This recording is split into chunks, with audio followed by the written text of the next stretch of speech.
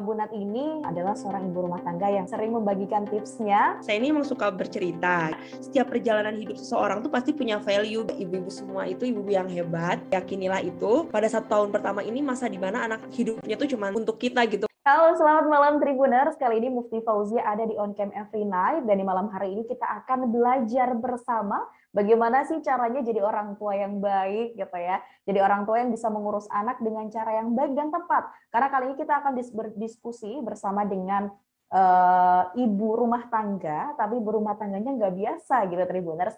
Karena memang beliau ini suka bercerita, terus juga berbagi pengalamannya menjadi seorang ibu. Kita akan belajar parenting di sini Tribuners. Ada Bunat. Halo, Assalamualaikum Bunat. Waalaikumsalam. Halo Kak Mufti, gimana sehat? Sehat, Alhamdulillah. Semoga kita juga sehat selalu ya Bunat ya. Amin, amin ya Allah. Amin. Tapi Bunat ini kan sudah bisa dibilang sudah pandemi, sudah hampir menjadi endemi begitu ya. Gimana kesibukannya hari-harinya Bunat? Kalau saya sih kebetulan kan nikahnya juga mulai dari pandemi ya Mbak ya. Jadinya setelah pandemi itu sampai sekarang ya kegiatannya memang lebih banyak di rumah gitu. Jadi kalau dulu sebelum punya baby sih kegiatannya lebih ke wirausaha.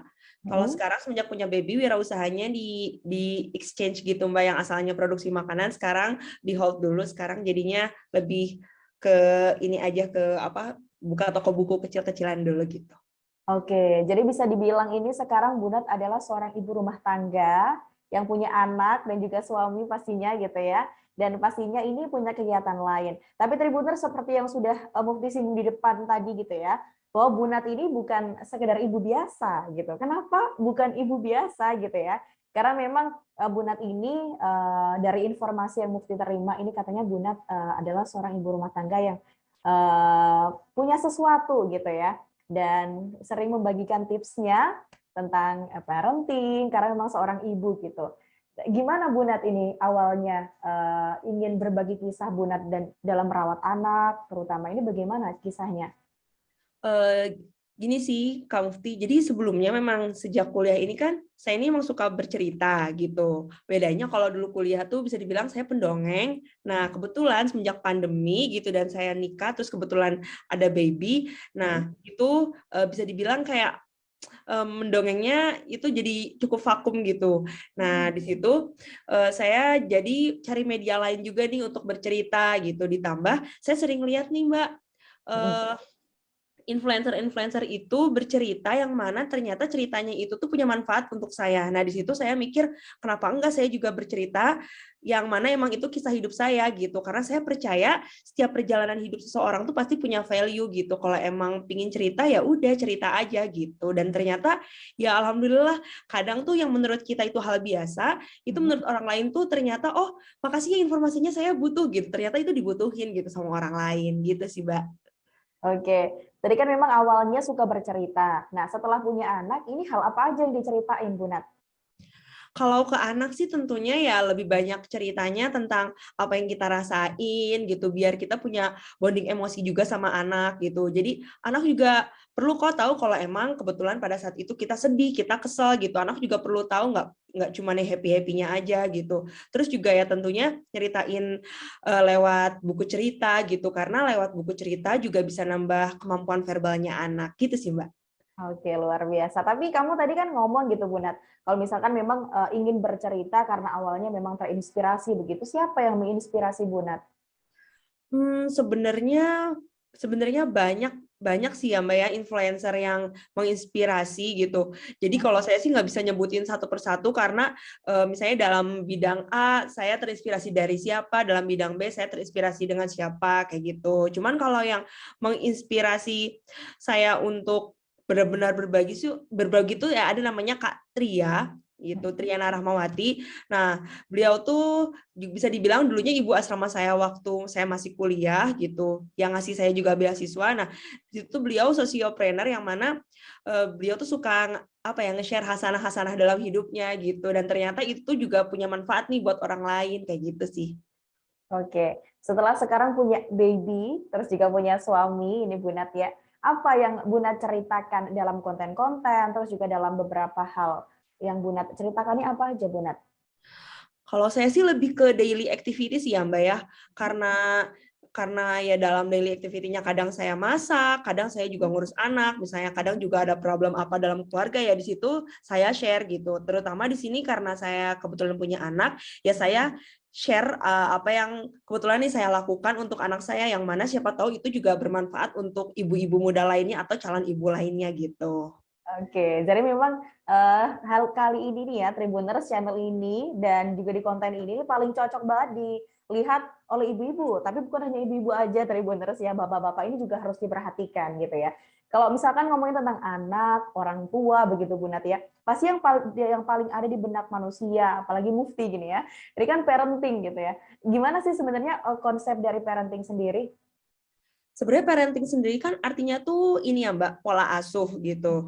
Yang mana pola asuh itu tentunya harus melibatkan kedua belah pihak gitu, ibu dan bapak gitu. Nah, pola asuh ini akan mempengaruhi apa ya, perkembangannya anak, entah itu dari psikisnya gitu, terus fisiknya gitu sih Mbak.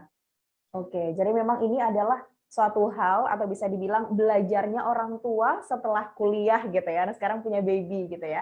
Apa yang waktu itu Bu Nat pelajari awal-awal waktu punya anak atau sebelum punya baby?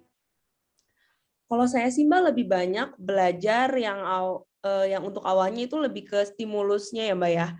Karena kebetulan kan gini Mbak, anak saya tuh punya riwayat masuk ICU pas baru-baru lahir gitu. Jadi baby yang punya riwayat masuk ICU karena kejang saat baru lahir itu dia punya potensi untuk ada gagal di tumbuh kembangnya gitu. Nah, karena hal itu bikin saya sama suami lebih concern ke tumbuh kembang anak gitu. Jadi kalau misalnya nih Mbak, di anak lain tuh nggak bisa merangkak pada usia 6 bulan tuh nggak apa-apa gitu. Nah, tapi kalau di dalam anak saya tuh nggak bisa gitu. Nah, jadi harus sering kontrol ke dokter spesialis anak. Nah, di situ saya sama suami saya banyak belajar gimana sih cara menstimulasi anak biar motoriknya bagus, sensoriknya bagus, gimana sih bisa mengoptimalkan kognitifnya nanti kayak gitu. Jadi kalau dari awal sih saya sama suami terutama lebih banyak belajar kayak, oh ternyata tuh tummy time tuh penting, karena tummy time tuh fundamentalnya seorang anak untuk bisa mencapai kognitif yang baik, misalnya kayak gitu. Oh ternyata komunikasi, bernyanyi dengan anak, membersamai anak, bermain dengan anak, itu tuh penting banget dibandingkan kita dengan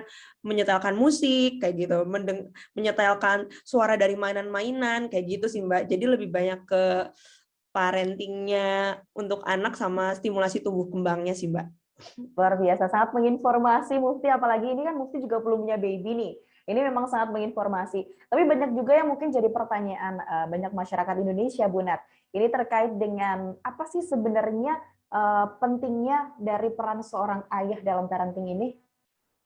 Seorang ayah itu bisa dibilang mereka tuh pemberi keamanan untuk anak ya Mbak ya. Selain itu juga biasanya kalau seorang ayah ini nggak terlalu sesaklek ibunya gitu. Kalau kita sering lihat tuh ayah tuh biasanya lebih jenaka gitu. Terus lebih apa ya, lebih luwes gitu loh Mbak. Sedangkan ibu tuh biasanya karena dia mungkin melahirkan gitu, dia sayangnya terlalu berlebihan sama anaknya. Jadi kadang kalau ibu tuh lebih overprotective gitu. Jadi peran ayah di situ tuh juga untuk memberikan rasa aman, juga memberikan kayak keleluasaan gitu sama anak untuk bisa bertumbuh lebih percaya diri kayak gitu sih Mbak.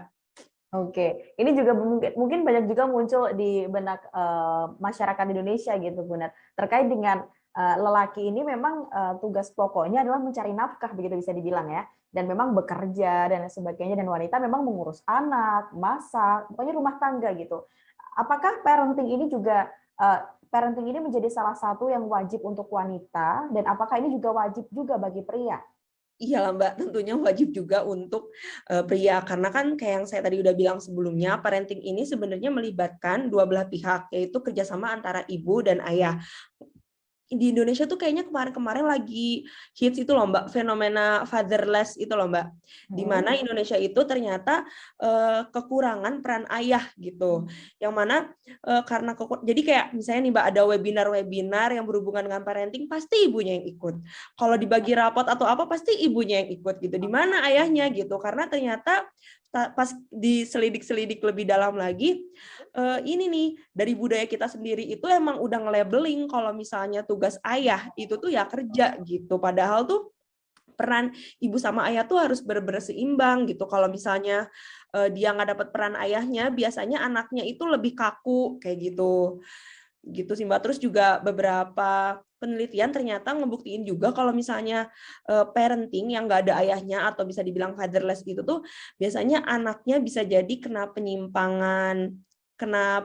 penyimpangan sosial gitu, entah dia melakukan kenakalan gitu ataupun juga mohon maaf yang kemarin-kemarin lagi hits kayak gay kayak gitu juga bisa jadi itu karena dia nggak dapet peran utuh dari seorang ayah gitu, karena sebenarnya anak tuh butuh nggak cuman fisiknya aja tapi psikologisnya juga gitu. Oke, berbicara tentang psikologis Bunat, ini mungkin dari pelajaran yang pernah Bunat pelajari begitu ya.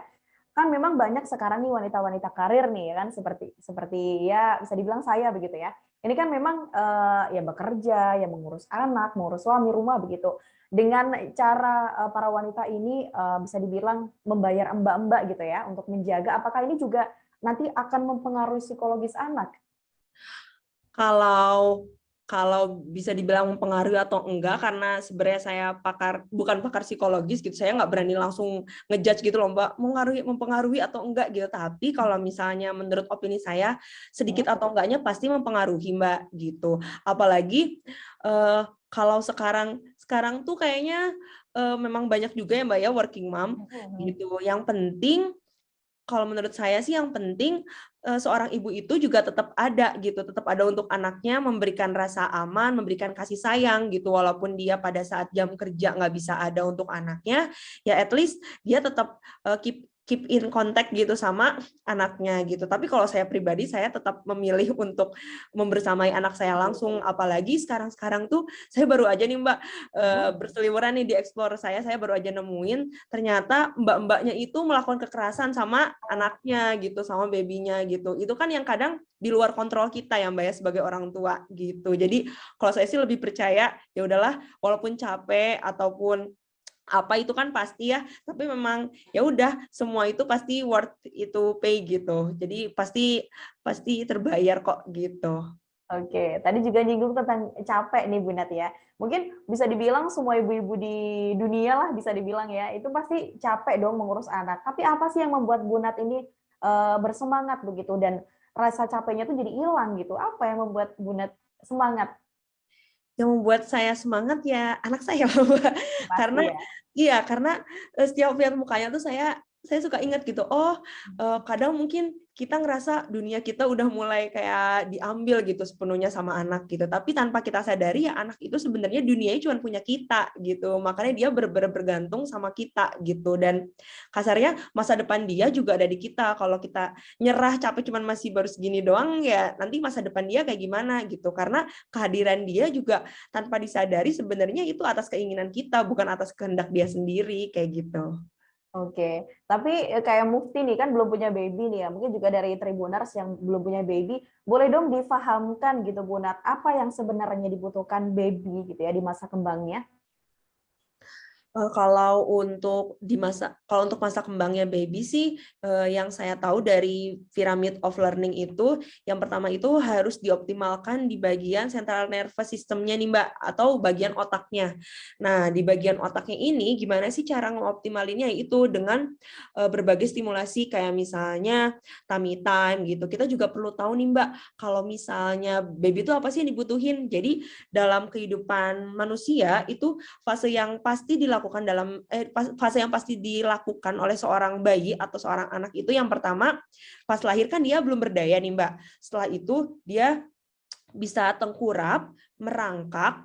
Setelah tengkurap, merangkak, lalu dia pasti bisa berjalan gitu. Jadi jangan pernah silau sama orang lain misalnya nih Mbak, anak orang kok udah bisa jalan ya, anak saya belum bisa gitu. Kalau kita tahu fundamentalnya ya udah fokusnya keempat tahap itu aja. Yang penting saat dia belum berdaya kan ntar dia belajar tengkurap, terus dia tengkurap merangkak, setelah merangkak berjalan. Yang penting fundamental dia tengkurap sama merangkaknya dulu aja dibenerin, karena cepat atau lambat dia nanti pasti bisa jalan kayak gitu. Jadi lebih banyak belajar kayak fundamental yang dibutuhinnya sih Mbak. Kalau aku sih lebih ke ini kebutuhan motorik sama sensorik gitu, sama sosial emosionalnya juga gitu. Oke, Oke, tapi mungkin ini konten ini bakal ada bumil-bumil gitu ya yang nonton gitu ya, Bu Nat.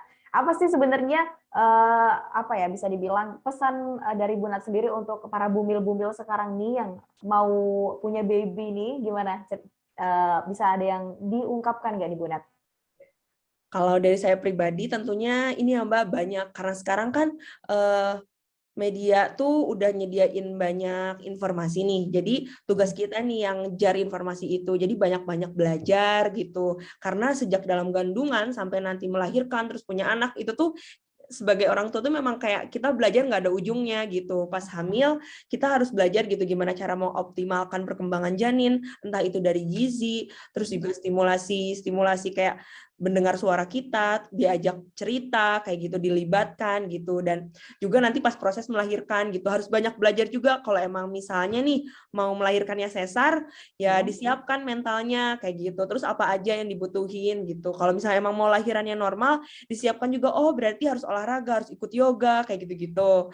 Nah setelah lahiran juga harus siapin juga gitu. Jadi kayak informasi-informasi itu bisa nepis kita dari berbagai macam mitos, karena sebenarnya kadang mitos-mitos itu yang ngehalangin apa ya, yang ngehalangin kita sama realita gitu, yang mana itu malah ngeganggu psikis kita kayak gitu. Oke, tapi mungkin Bu Nat ada nggak sih yang bisa di-share gitu ya untuk Tribuners di rumah yang mungkin bisa dicontek nih nanti buat Tribuners ya. Kalau Bu Nat dulu zaman masih mengandung gitu ya, itu ada treatment-treatment khusus yang memang Bu Nat lakukan sering gitu, ada nggak sih Bu Nat? Kalau dulu sih saya lebih banyak komunikasi sama janin aja sih Mbak gitu. Jadi biar dia lebih banyak apa ya, lebih banyak keterikatan emosi gitu antara saya, dia sama bapaknya gitu, juga anggota keluarga lainnya gitu sih. Sama kebetulan waktu itu saya pakai Baby Plus sih Mbak. Pernah dengar nggak Mbak? Apa itu? Itu tuh kayak alatnya itu alatnya tuh nanti dia ngeluarin detak jantung bayi.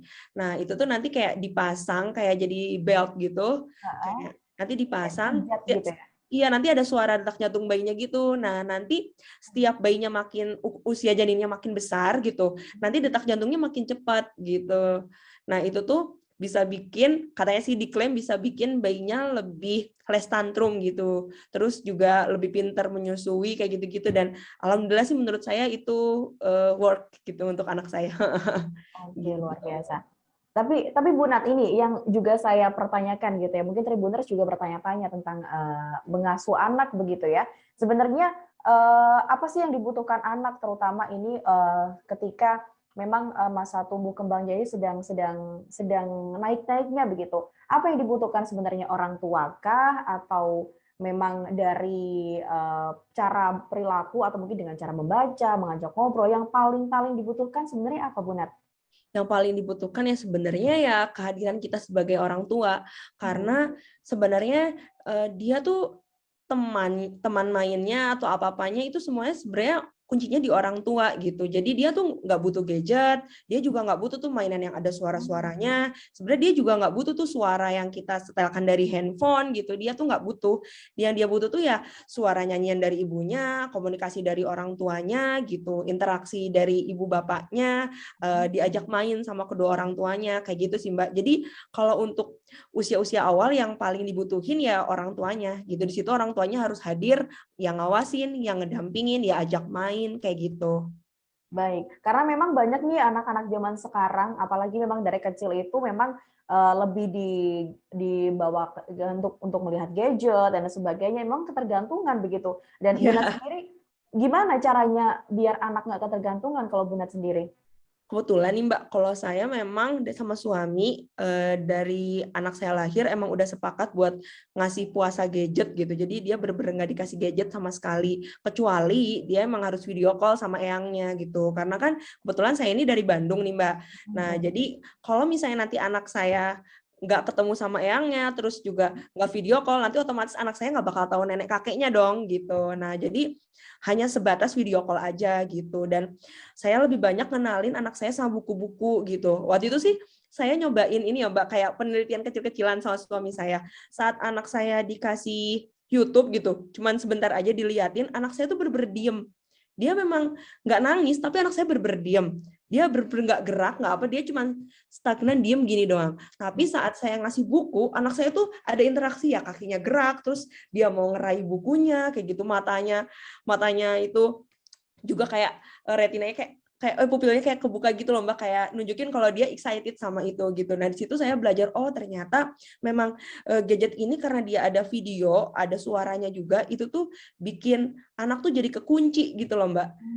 Nah, tapi kalau misalnya dikasih buku, itu kan real ya Mbak ya. Jadi anak tuh di situ banyak belajar, ada belajar sensorik, ada belajar warna, ya suara gitu, ya tekstur kayak gitu. Jadi kalau saya sih sama suami alhamdulillah sejauh ini yang kenalin anak sama buku gitu sih Mbak. Betul, luar biasa. Tapi memang saya juga pernah ada cerita begitu Bu Nat, memang gadget ini sangat mempengaruhi begitu ya, entah itu dari konsentrasi anak dan sebagainya. Dan memang mungkin ini jadi salah satu cara Tribuners untuk Anda yang memang sekarang ini lagi bingung gimana sih cara mengatur anak biar sekarang tuh berpindah dari gadget menuju buku dan sebagainya. Jadi bisa menjadi alternatif begitu Bu Nat ya.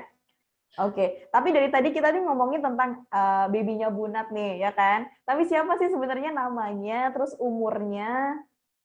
Oh ya, namanya Empati Bumi Anara. Gitu. Umurnya sekarang udah menginjak 7 bulan. Oh, masih 7 bulan. Ya, masih 7 bulan. Wah, Alhamdulillah baru sebulanan makan berarti ya Mbak, baru MBASI. luar biasa. Panggilannya apa nih Bunat? Panggilannya Nara. Nara.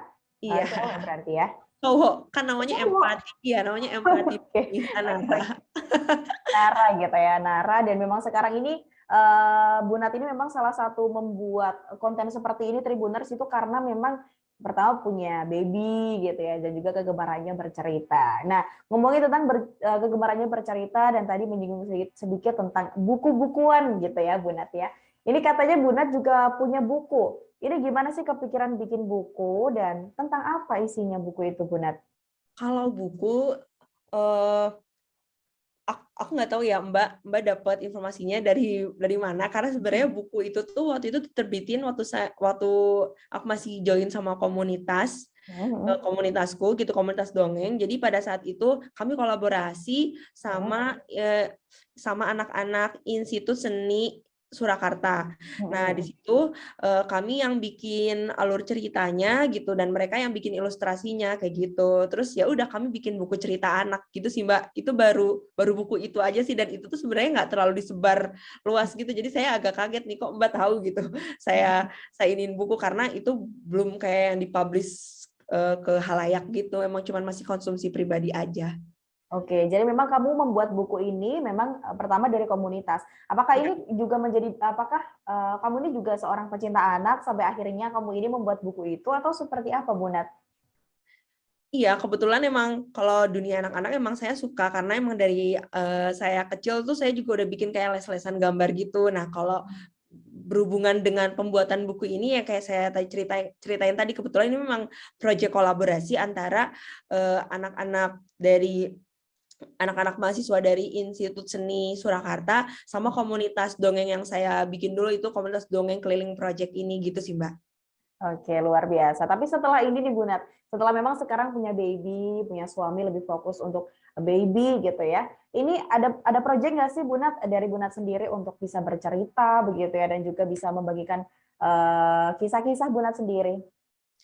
Kalau untuk kayak project besar kayak dulu waktu masih mahasiswa bikin komunitas-komunitas apa, mungkin untuk sekarang nggak dulu gitu, karena kalau saya sendiri saya menyadari kapasitas saya gitu, dengan kapasitas saya sebagai ibu rumah tangga gitu, dan bener-bener full time ngurusin anak juga keluarga, sepertinya saya belum bisa gitu untuk ngebagi waktu antara bikin kayak project komunitas gitu sama keluarga gitu. Tapi kalau sejauh ini ya yang mampu saya lakukan ya saya ya sharing lewat media sosial saya gitu. Jadi ya alat saya media sosial itu, entah nanti saya bikin konten reels atau carousel atau yang lainnya kayak gitu sih Mbak. Oke, jadi untuk Tribuners nih kira-kira yang pengen mendengar cerita dari Bu Nat, terus juga pengen melihat kisah inspirasi dari Bu Nat, ini bisa ceknya di mana Bu Nat kira-kira? Bisa cek di Instagram saya ya, karena mungkin saya lebih banyak aktif di Instagram, lebih banyak ceritanya gitu, di Nadia Latsania gitu. Oke, Instagramnya apa? Boleh dikasih tahu Bu Nat? @latsania, Latsania. Oke, nanti ditaruh di bawah ya Tribuners ya.